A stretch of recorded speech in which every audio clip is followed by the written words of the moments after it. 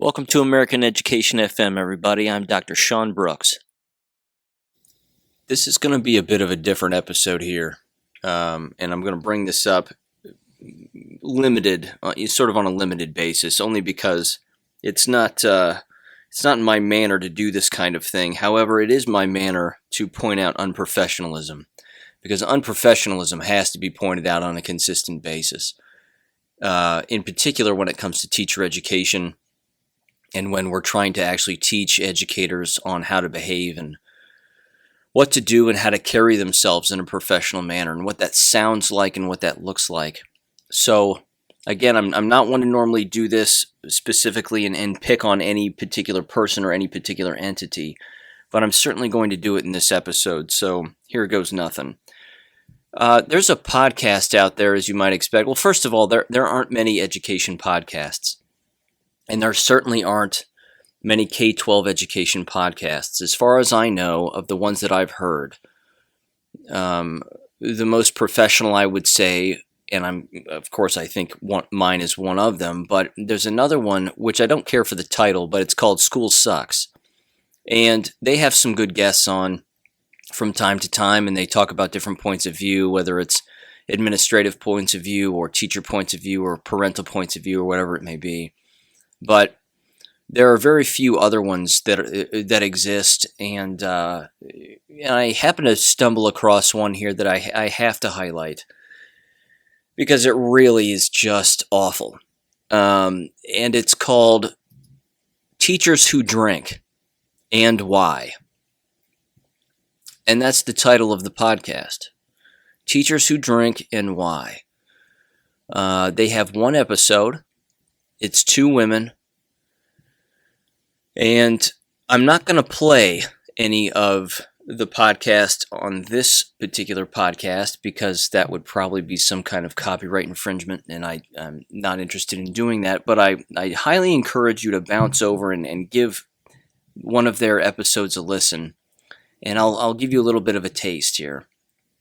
But I do assure you that if you listen to their particular episode, which I believe aired on January 21st, you might have the inclination to grab yourself by the back of your own shirt and throw yourself out of a 5-story building. I'm not exaggerating. These women are the epitome of unprofessionalism. They apparently are both school teachers, and they seem to have a very difficult time with very basic grammar. The entire episode, all you hear is them saying, like, and you know. Like, you know, seriously, like, oh my God, like, oh my God, oh my God, oh my God, like, you know, oh my God. That's the entire episode. It's the entire thing. Now, they mention one particular, it was awful. But I take these slings and arrows for the rest of us so we all don't have to grab ourselves by the back of our shirts and throw ourselves off of 5-story buildings, but it's beyond awful, and they decided to bring up the alleged Joe Biden's alleged education secretary pick, which, by the way, has changed multiple times now. It went from being a man who dresses as a woman, who puts makeup on and thinks he's a woman, to being an actual woman, a real female, to now this individual named Miguel Cardona, to be the education secretary, allegedly. And they start talking about him because he's a Hispanic man who apparently has held a number of administrative positions in education in the state of Connecticut.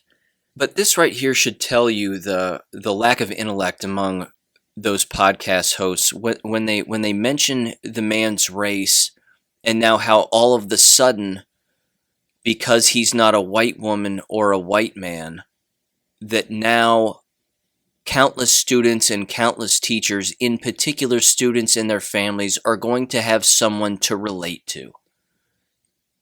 Because if you listen to these women in this podcast, and it's just two of them, they would lead you to believe that you can't relate to human beings, but you can only relate to race or skin color. And apparently that's what they think.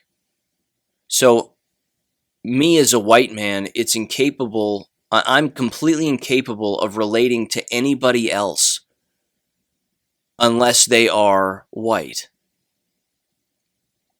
Or a black American is incapable of relating to anybody else unless the individual that they're trying to relate to, of course, is another fellow black American. They don't even hear themselves talk. And apparently they're not even new to the podcast game. Their podcast has been around since at least 2019. They have a ton of episodes, and they curse throughout the entire episode. I mean, they're dropping curse words left and right. They name themselves, so we know their names, we know where they live, and they're cursing profusely. But these are the people leading your children. But the episode description says, what does new Education Secretary Miguel Cardona mean for America's schools? Well, first of all, he hasn't been nominated. He hasn't been confirmed. None of that has happened yet. So pump the brakes. That's number one. I don't think it's going to happen either. That's another story for another time. But there's a larger picture here. And unfortunately, it's infected countless people. And it's infected countless school teachers as well. And it's the concept of race baiting or race hustling. And Thomas Sowell specifically spoke about race hustling and race baiting, but more specifically race hustling on a consistent basis, and he's done so for decades.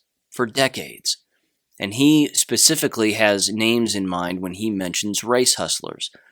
And according to him, and I agree with him, race hustlers are individuals who have to perpetuate the non-existent presence of racism.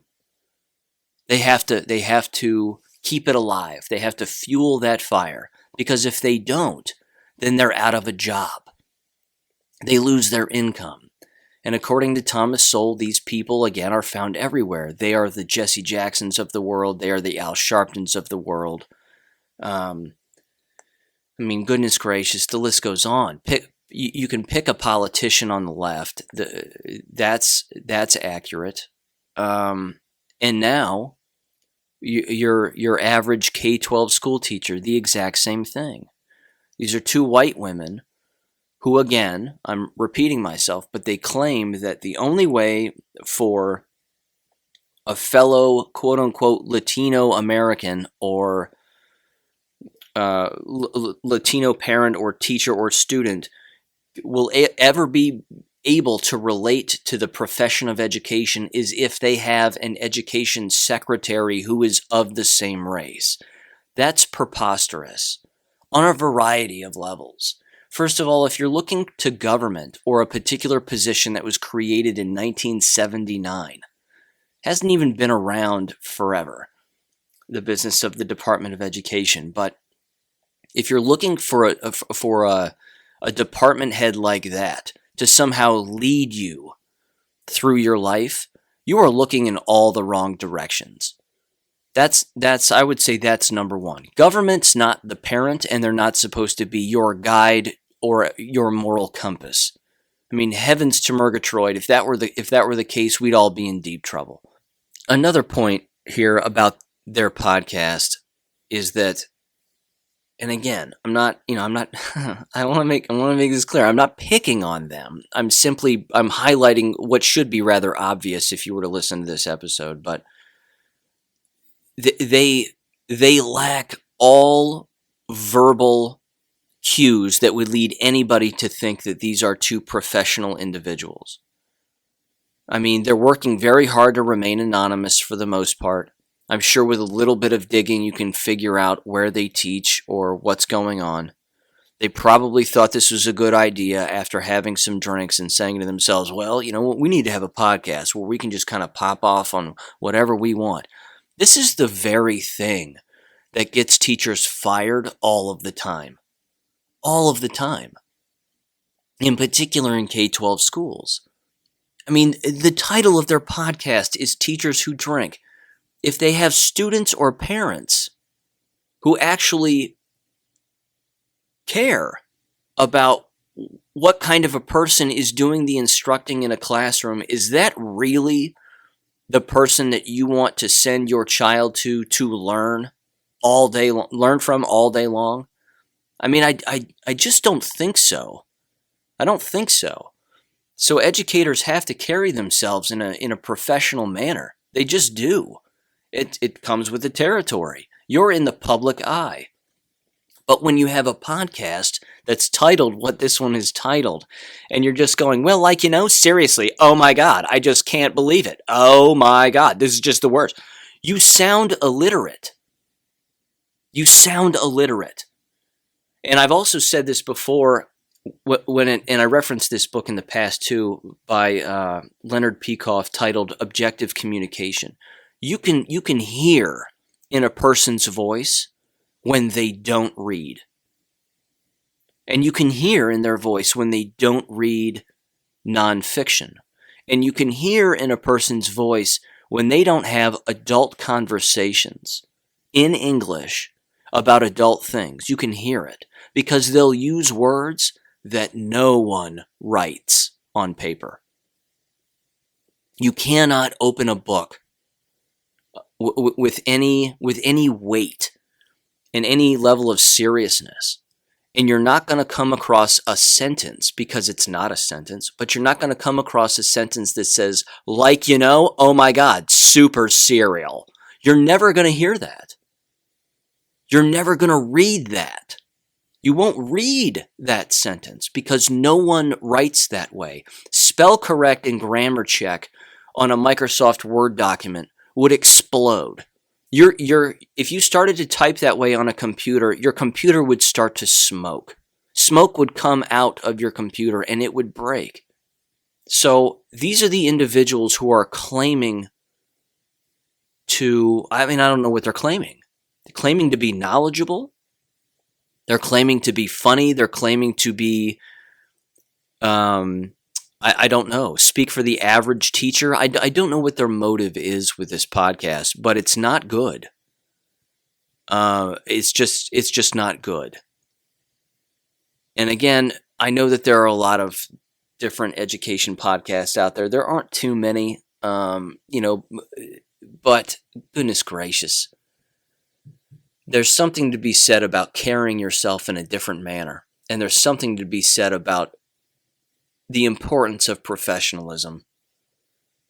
And the words that come out of your mouth matter. And my God, if you're going to, I've said it in the past too, if you're going to put it to paper and send it to people, it had better make a very serious and direct point without you sounding like a brainwashed goon.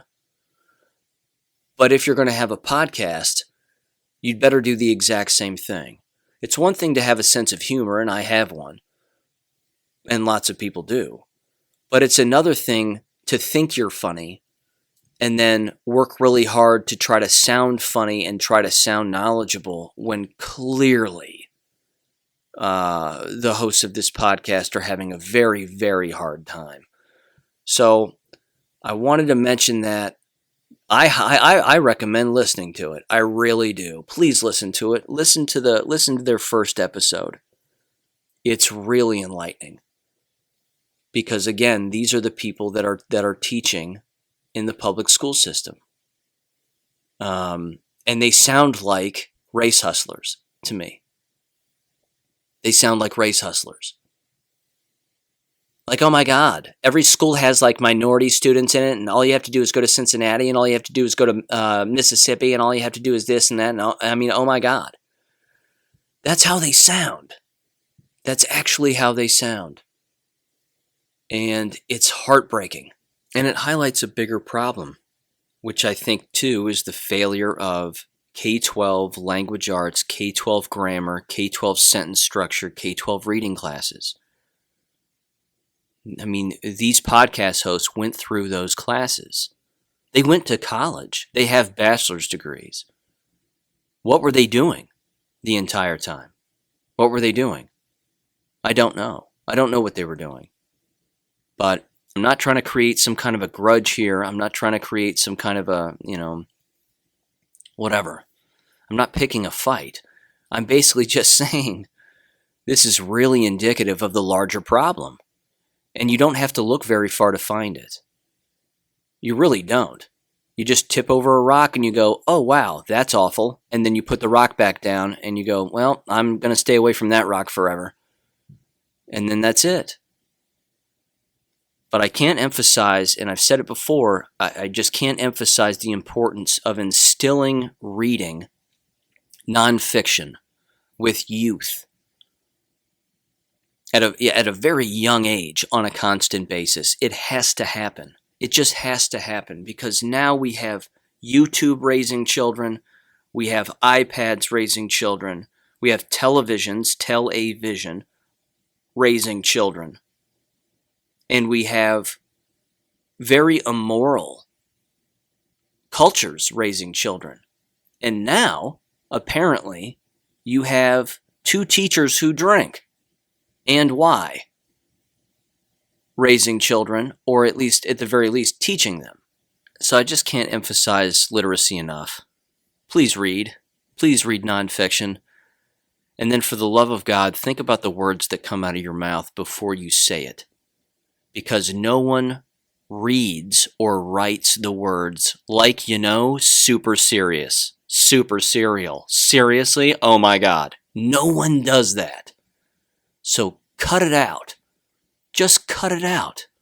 Stop. Just stop. And just read and think a little bit. Thank you for listening to American Education FM. Don't forget to check out AmericanEducationFM.com, where you can make a small donation or even email us and be a guest on the podcast. Until next time, never stop learning, never stop reading, and never stop unlearning. Thanks for listening, and God bless.